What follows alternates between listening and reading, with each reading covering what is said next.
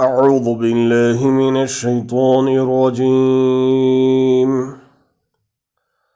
بسم الله الرحمن الرحيم.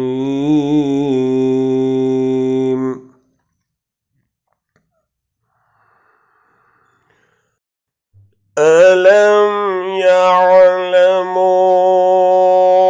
أنه من يحادد الله ورسوله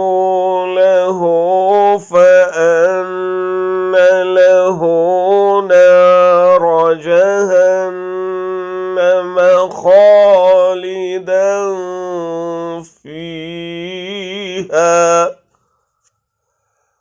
ذلك الخزي العظيم.